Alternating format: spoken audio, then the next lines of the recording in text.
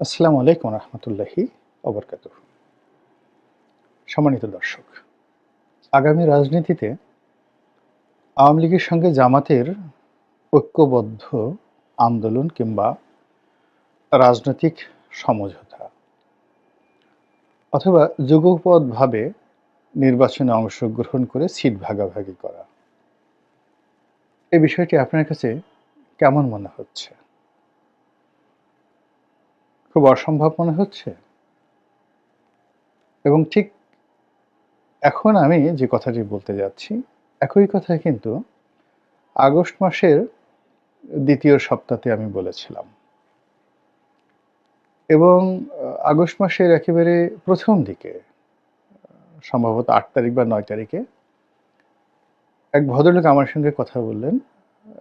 এবং আমি সে যে জামাতের লোক আমি জানতাম না। তো টেলিফোনে এর আগে ১ বার বা ২ বার তার সঙ্গে আমার কথা হয়েছিল, সাম নোমানি। তো তিনি আমার একটা ফেসবুক স্ট্যাটাসের বা যেকোনো একটা ভিডিওর বরাতে আমার সঙ্গে কথা বলছিলেন এবং সেই কথাগুলো তিনি আমার অজান্তে রেকর্ড করে ব্যক্তিগত আলাপ তিনি সেটি ছড়িয়ে দিয়েছিলেন।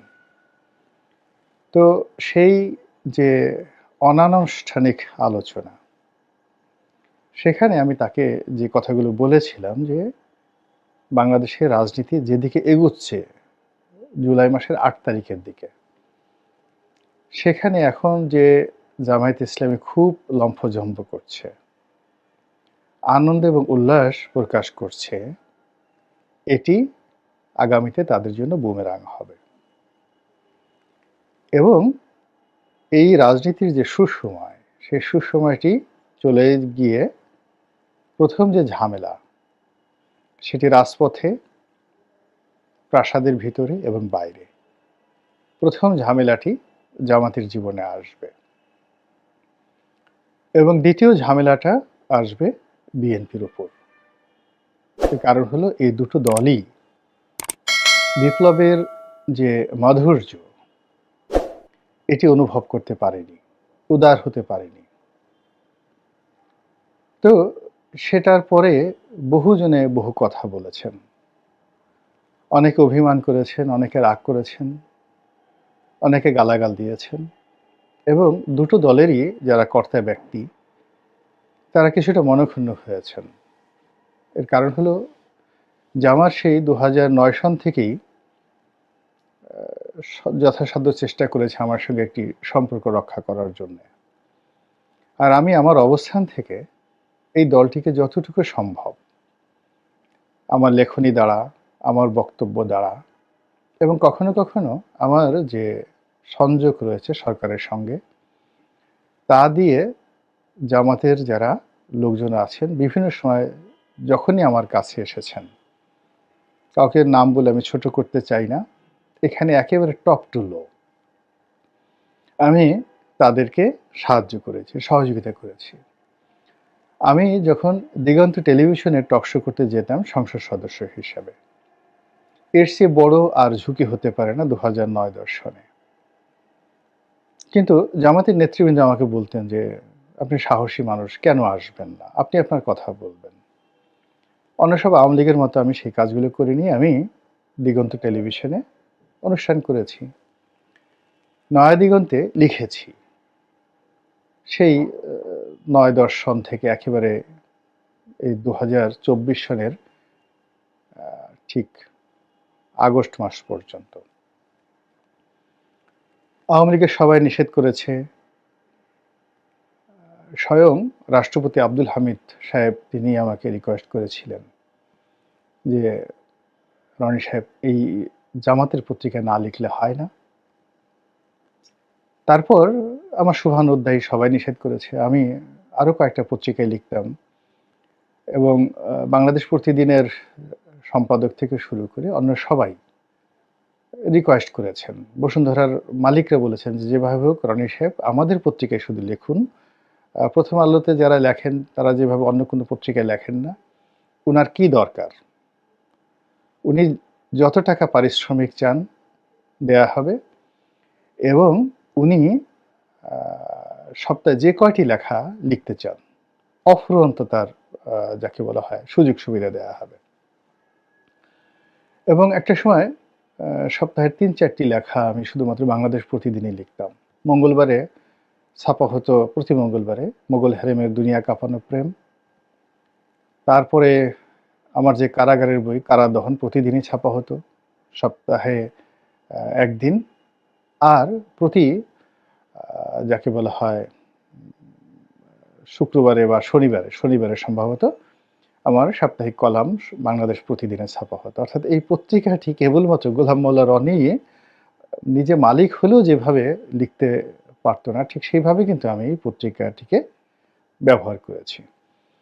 এবং এখনো পর্যন্ত বাংলাদেশের ১ নম্বর পত্রিকা হিসেবে, সর্বাধিক পঠিত পত্রিকা হিসেবে এখানে একটা লেখা ছাপানোর জন্যে অনেকেই চেষ্টা তদবির করেন। কিন্তু আমি সেই সুযোগ থাকা সত্ত্বেও নয়া দিগন্তে লিখেছি।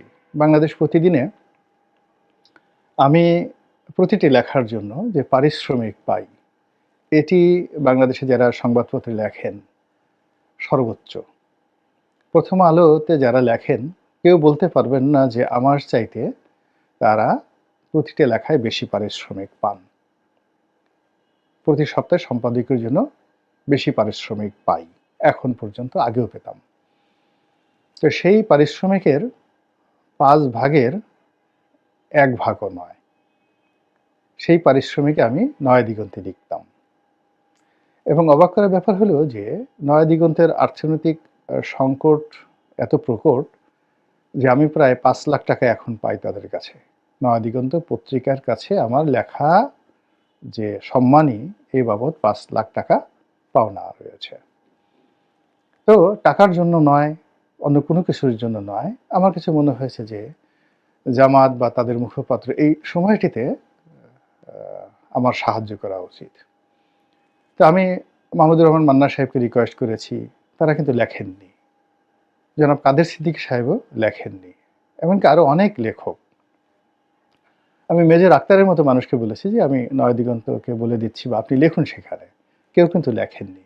তো কাজেই আমার মতো একটা লেখক যার লেখা সব পত্রিকায় ছাপা হচ্ছে সর্বোচ্চ পারিশ্রমিকে, তো তিনি নয়া দিগন্ততে এই যে 2009 থেকে 24 পর্যন্ত লিখলেন, আচ্ছা বলেন তো আমার স্বার্থটা কি?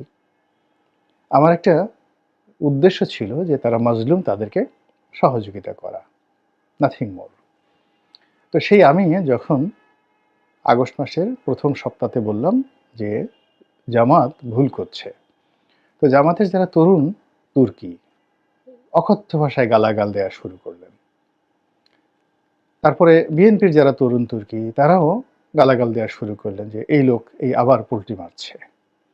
এখন চিন্তা করুন 2018 সনে আওয়ামী লীগ ছেড়ে বিএনপিতে কোনো উন্মাদও যেত না, সাহস পেত না।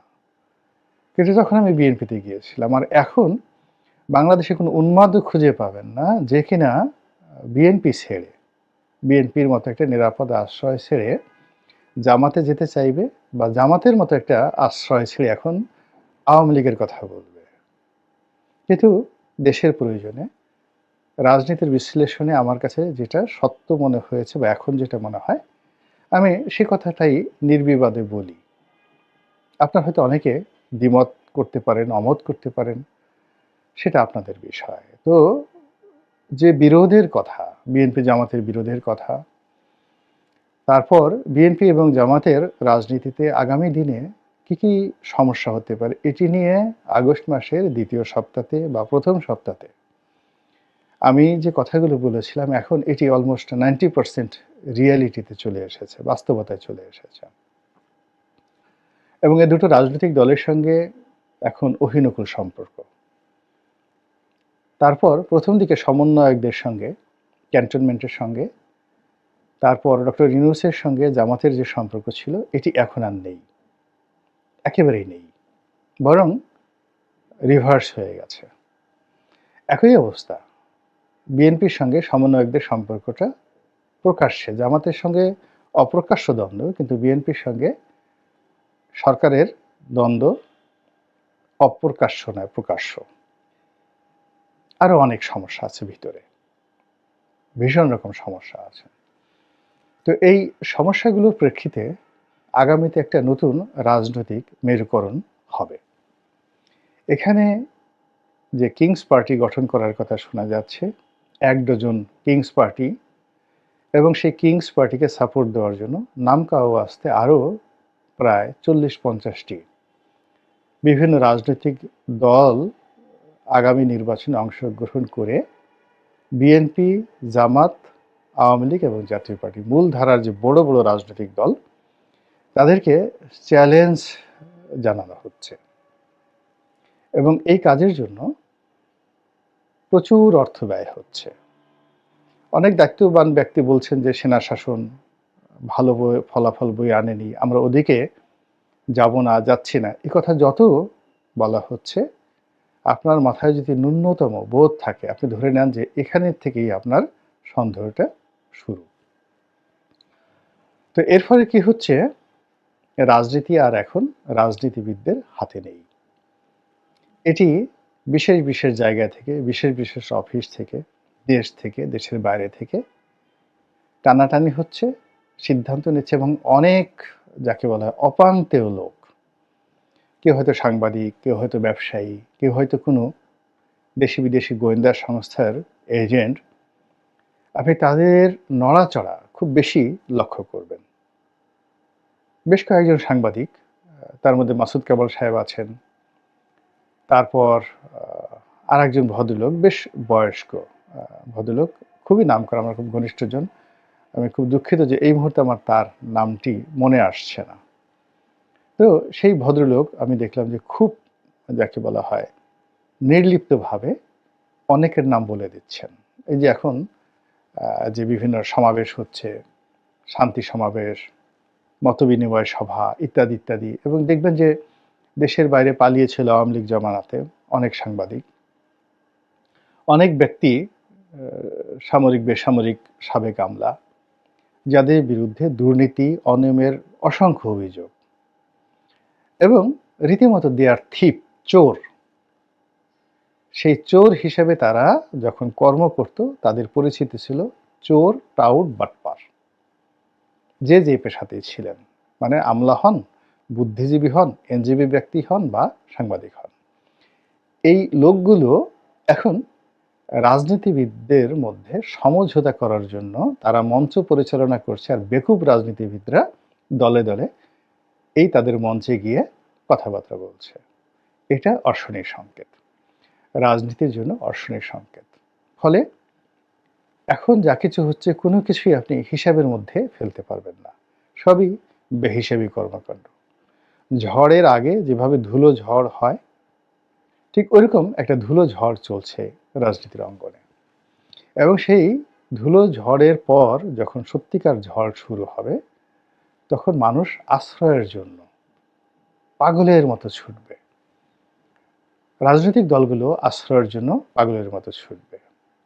সেক্ষেত্রে আওয়ামী লীগের সঙ্গে জামাতের যে বন্ধুত্ব, সম্পর্ক, সমঝোতা, এটি প্রথম সমীকরণ।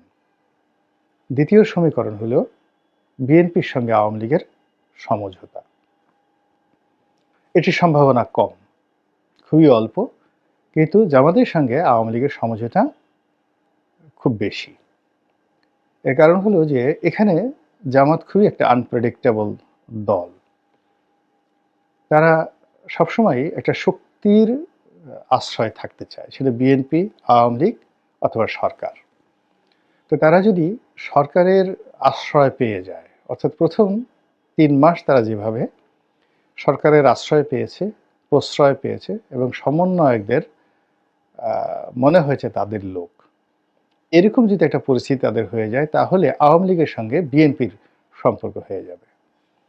আর জামাত এই গত ১ সপ্তাহের মধ্যে যে বিপদে পড়েছে, বন্ধুহীন হয়ে পড়েছে, এটা যদি চলতে থাকে, তাহলে ভারত, আওয়ামী লীগ এবং জামাতের মধ্যে অনিবার্যভাবে একটি সমঝোতা হয়ে যাবে, এবং এটি প্রকাশ্যে হতে পারে, অপ্রকাশ্য হতে পারে, পর্দার আড়ালে হতে পারে, অন্তরালে হতে পারে, বাট এটা হবেই।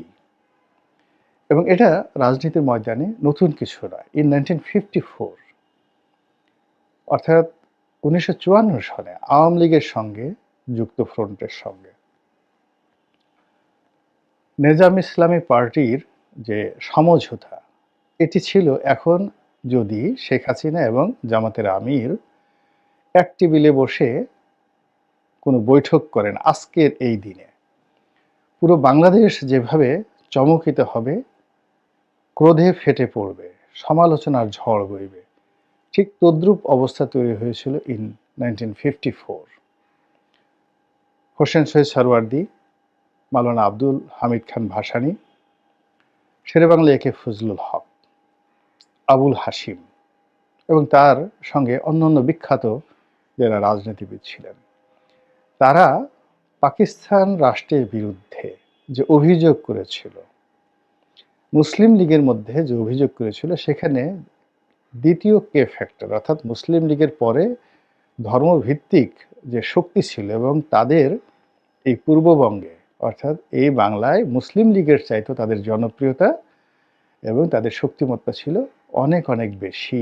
নেজামে ইসলামী পার্টি আজকের জামাতের চেয়ে 100 গুণ শক্তিশালী ছিল এবং একই সঙ্গে বিতর্কিত ছিল।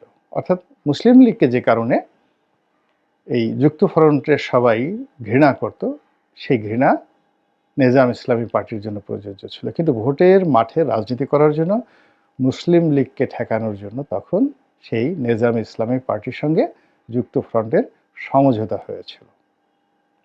এটাই ইতিহাস। আবার এই বাংলাদেশ আওয়ামী লীগের সঙ্গে বেশ কয়েকবার জামাতের সখ্যতা হয়েছে, এমনকি আওয়ামী লীগের সঙ্গে বিএনপিরও সখ্যতা হয়েছে বেশ কয়েকবার, খুবই ঘনিষ্ঠ সখ্যতা। তো কাজেই আগামী দিনগুলোতে রাজনীতির প্রয়োজনে বিএনপির সঙ্গে আওয়ামী লীগের সমঝোতা হবে না বা জামাতের সঙ্গে আওয়ামী লীগের সমঝোতা হবে না, আওয়ামী লীগ ভ্যানিশ হয়ে গেছে, ৭১-এর মুক্তিযুদ্ধ রিসেট করা হয়েছে, তারপরে ৭২-এর সংবিধান ছুঁড়ে ফেলা হবে, রিরাইট করা হবে, ইত্যাদি কথাগুলো বড়জোর আর ৩০ দিন এই ময়দানে শুনতে পাবেন।